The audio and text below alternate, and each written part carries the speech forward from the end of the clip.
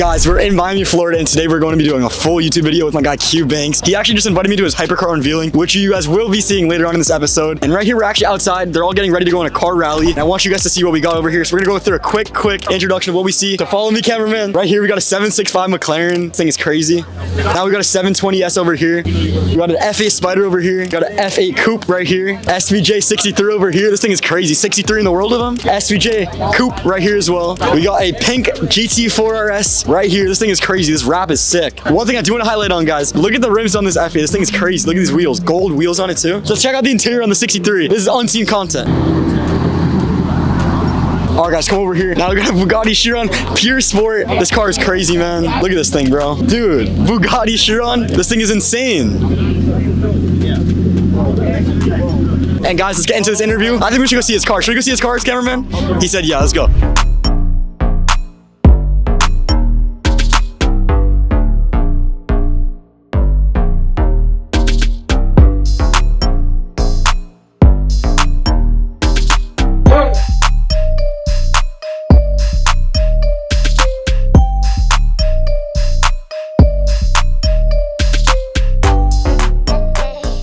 Alright guys, we're chilling with Q Banks, man. We have all these cars around us. Yeah. You live in Miami, correct? Yes. Well, on the outskirts. Okay. Suburb spots. You know? What does that mean? Because like Miami's kind of crazy to me, but at the same time, I have a lot of reasons to be in Miami, but it's not like I have to be in the chaos 24/7. I like very open land, you know, like houses that have complexes and that kind of stuff, not condos 24/7. So that's my style of things. And how old are you? 34 now. 34. Yeah. And what do you do for a living if people don't know who you are? Yeah, so like I'm mainly a day trader, and I have like about 8 other companies based around trading itself, and I have a couple other investments and everything and that kind of stuff. But my main thing that I'm known for in my industry is day trading, though. Don't you own top tier trading firm?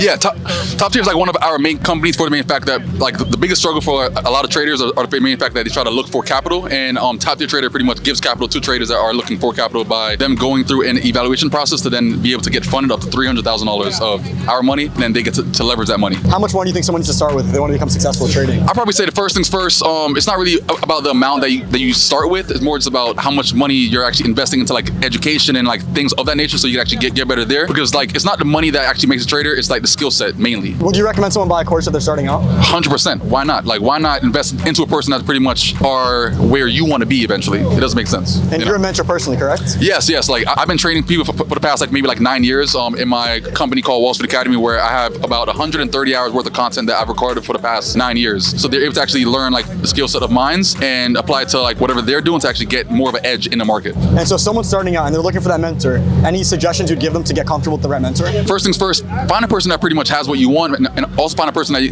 you're able to actually relate to in some kind of way, either like the same age or like the same interests or the same just like how they speak, how they actually break things down inside the charts, because not everybody can trade, not everybody can teach, but there's only so many people that can actually trade and teach. And I try to actually be sufficient at both parties. And so you've been trading for 10 years now, right? Yeah, 10 years this month. Yeah. This month, that's insane. So if you had to restart today, what do you think you'd do differently? Go on a prop firm immediately. Like first, invest into like a mentor to first get a course, and then pretty much get a prop firm funded account, so I'm able to actually trade more with investing less. Are there any common mistakes you see new traders make? The biggest thing I think is trying to actually invest into like all these different mentors at one time, thinking that they can make like a super power type of trading strategy. When in reality, like if you're trying to apply things from 10 people, certain things is not going to apply to that other person. So like it's kind of like contradicting things that they might find valid, and then it might be invalid to another person. So find a person that is pretty much profitable in some kind of way, and then stick to how that person thinks, how that person trades, how that person goes about life, and then from that point you should be where they are eventually in time. It's awesome. Okay, where can they check you out on social media, man? On social media, it could be YouTube, it could be Instagram, it could be Twitter, it could be Facebook, all Q Banks, CUEBANKS, and holla at me. Damn, Q, what do we got over here, man? A couple toys, you know,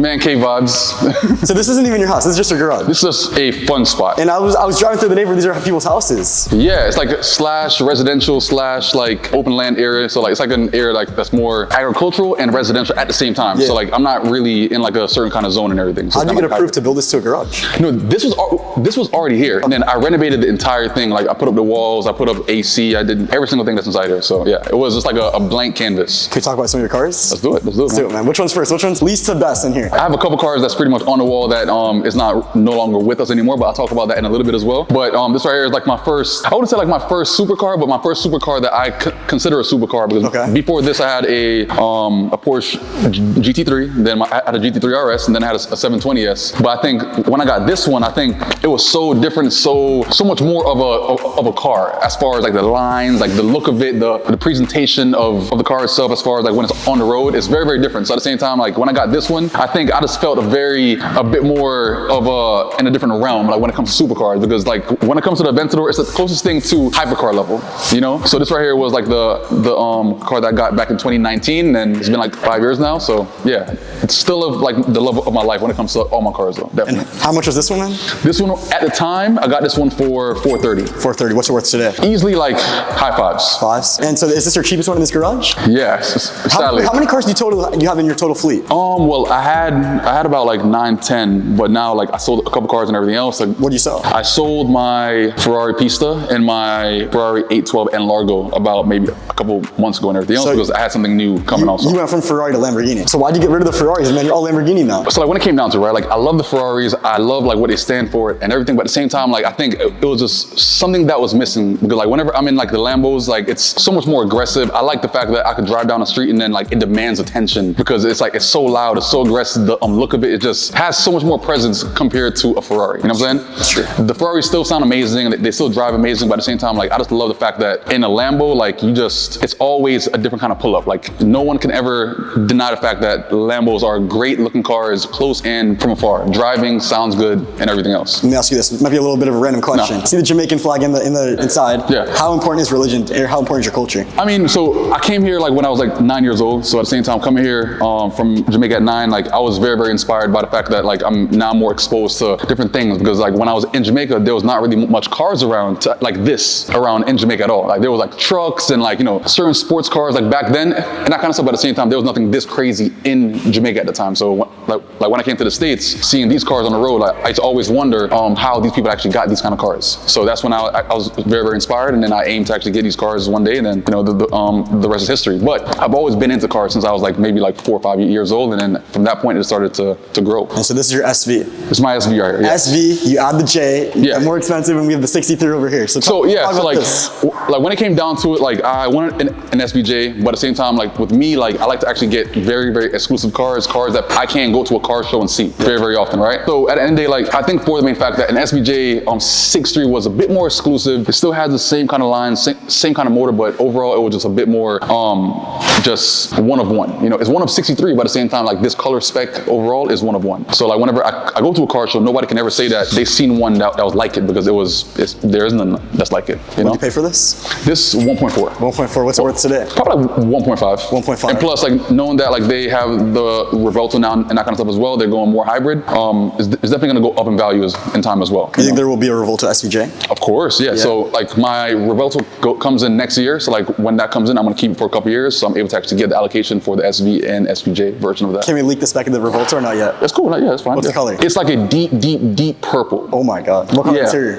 It's I think it has like white, like white on the Y thing. Yeah. But that was an added persona color as to why it takes a year extra to make. So like when everybody's getting their Revueltos this year, those are all the basic colors. The custom colors come out the following year. And talking a little bit more about this one, man. Yeah. When this car was for sale, was it like instant for you? Like you knew you wanted it? Yeah. So how'd you buy it? Tell us the story of how you bought it. Yeah. So like all my cars, like I buy majority of them in Bitcoin. So even like the new one, like a lot of these cars that's on the wall, like they're all paid in Bitcoin at one point in time. Bitcoin price now is fucking 90,000. So those cars would have been definitely worth like crazy amount of money based off like what I paid for it in Bitcoin at that point in time. But overall, like this car, like I had seen it in Canada first, and then it was this car in like a red and white one, a red and black one, and then this one in particular, like I have a thing with gray, because gray, it's not too poppy, it's very, very subtle, but at the same time, the fact that it goes very, very well with like polished wheels and like the little blue accents, it definitely pops as well. So like I think I was just so in love with the gray scheme of like, and then when I see it in person, I was like, yo, there's carbon everywhere. There's carbon all over the hood, all over the back, all over the wing, all over the sides, all over the place. So at the same time, I was just very, very inspired justified for the main fact that it was so different, and the main fact that all 63s, they all have so much more carbon than the regular ones. You think this car holds value better than a base? 100%, 1000%. Yeah, these are always going to be over a mil plus, always over. Because I've seen some SVJs around like 600,000 as well. You know, but those are super base, no kind of carbon, all plastic,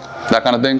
But the SVJ 63s and even like the Zygos, like the ones that pretty much have like the little dots on the side, those are only 1 of 10. Damn. Or 1 of 20, like a super low number. But those are like around like $1.9 million now. You think one of those will come soon? No, it doesn't make sense. It doesn't make sense. I think like it's cool that it's exclusive, but I wouldn't pay $2 million for an SVJ. Like it doesn't make sense for me. Personally. All right, and today is a big day for you. Yeah. Car unveiling. Yeah. I think we should just give you the honors. Talk about what you got. So this car that I got right here is pretty much a car that's in the hypercar class. It's 9 years old now, but at the same time, it's still like one of those cars that's pretty much a part of the Trinity cars. It still looks very good. I think this car in particular was definitely ahead of its time by far as tech-wise, performance, all these things, and definitely like the look of it now. I think I've made it into the fact that you can't really tell that it's a 9-year-old car. It blends in very well with all the cars that you guys see on the road today as well. So this right here is my Porsche 918, and yeah, bro. So like this right here, like this is a gray spec. Again, like I love the fact that with the grays, they pretty much come with the polished wheels. They pop so much more, and with the little hints of color, like the small hints of green and that kind of stuff as well, it makes the car pop out so much more on the road as well. So like the road presence of this car is going to be insane. You had a very big opportunity to buy almost any hypercar you wanted at this point. Yeah. It's a 918. What was the decision factor? So yeah, I started off on a Pagani first, a Huayra, and then pretty much I went down to a Bugatti Chiron. But then I was like, I'm starting to see a lot of Chirons all over the place. So then I wasn't really too like excited about it. And plus, like when it comes down to, I think the fact that Chirons are not too loud, they're not too aggressive. Like I need a car that's pretty much like it screams. You know? Is this car pretty loud? Huh? Is it pretty loud? It's pretty loud, yeah. And that's crazy because it's a hybrid or electric? It's hybrid. It's hybrid. But it's a V8 as well. So at the same time, like the fact that it's super loud as well with the custom exhaust, it definitely pops on the road, and it spits fire as well. So spits flames? Yeah, it's pretty sick. And can we ask how much you pay for this one? This one, $2 million flat. $2 million? What do you think it's worth? You think it's worth $2 million? Definitely, yeah. These cars in particular are still going to be able to actually raise in value as well, for the main fact that it's like the cheapest Trinity car, but it's definitely the main one that is very sought upon like nowadays. So I think maybe in the next 2 years it might be worth like 2.3 and that kind of stuff as well. So but even like a year and a half ago, it was worth like around, you've seen these for like around 1.4, and now these cars are going for like around 1.9, 2 mil, 2.5 easily now. Have you put money into it? Yeah, 70,000. Already? Yeah. So the entire modification that I've done to it so far, I've already spent $70,000. You don't think that'll kill the value of the car? I don't really care, honestly. Like I have fun with all my cars, you know what I'm saying? So I don't really care about me putting money into it and driving it. I don't give a like I actually like to have fun with my cars, drive them, enjoy them, take pictures of them, that kind of thing. So I don't really stress the whole value aspect of it. I know that by the time that if I do want to sell it and that kind of stuff, it's going to be worth a great amount. That's not going to really hurt me too much. So I should be good.